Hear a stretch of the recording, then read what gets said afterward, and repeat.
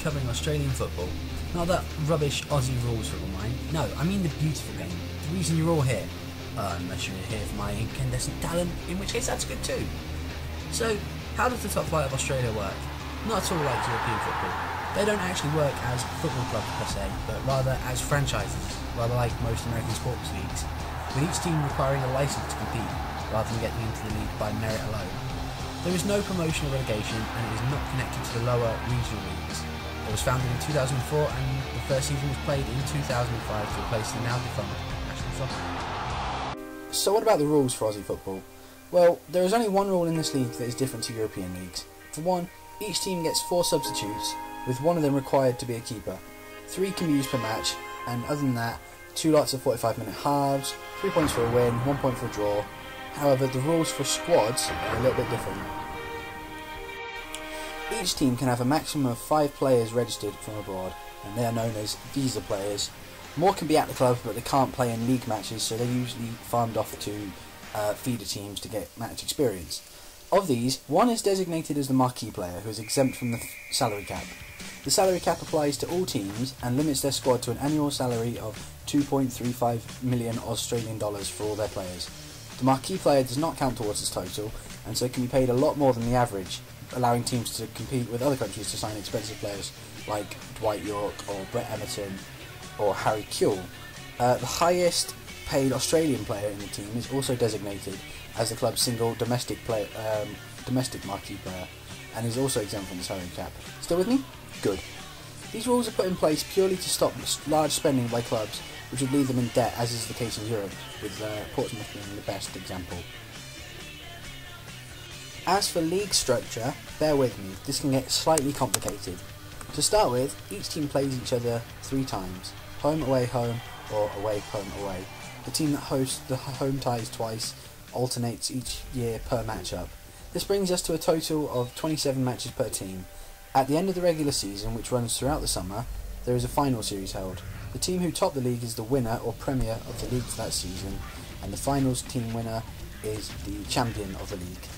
This series comprises the top 6 teams in the league. I know, you can come 6th and still win. I really can't explain this final structure through words, so I'll show you with an animated example here. I say animated, it's just a load of pictures.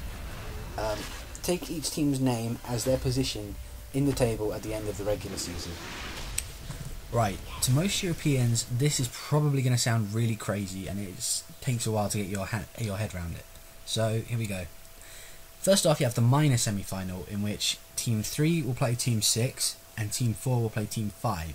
The winner of that will go through to the minor final, which is the winner versus the winner.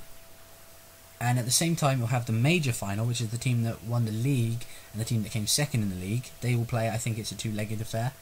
And then the winner of the minor final will then play the loser of the major final in the preliminary final. And then you have the grand final, which is the winner of the major final versus the winner of the preliminary final.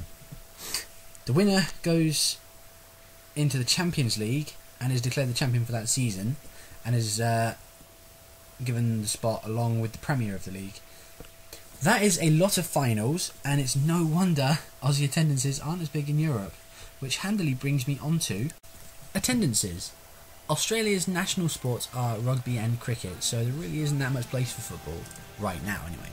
But that doesn't stop a fairly decent crowd showing up for most games. For example, the opening game of this season, Melbourne Victory vs Sydney, attracted 40,000 people, one of the highest the league had ever seen. In fact, Melbourne are arguably the best supported side in the country, with 6 out of the top 10 attendances this season being set at the Etihad Stadium in Melbourne, whereas average attendances range from about 26,000 for Melbourne Victory to about 4,000 for Gold Coast United.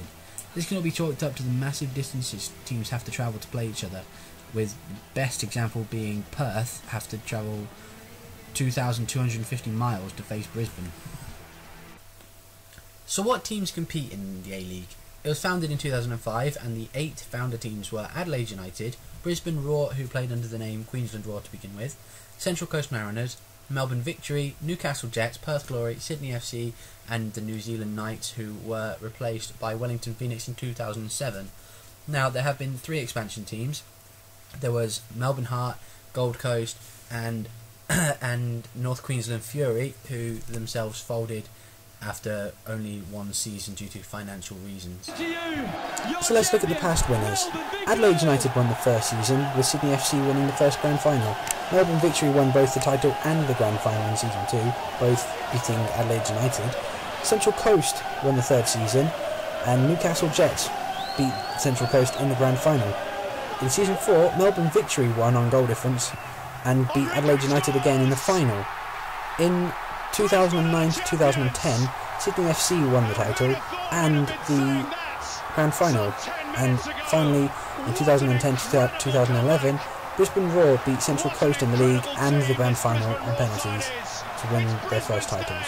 It's Brisbane's season, it's Brisbane's time.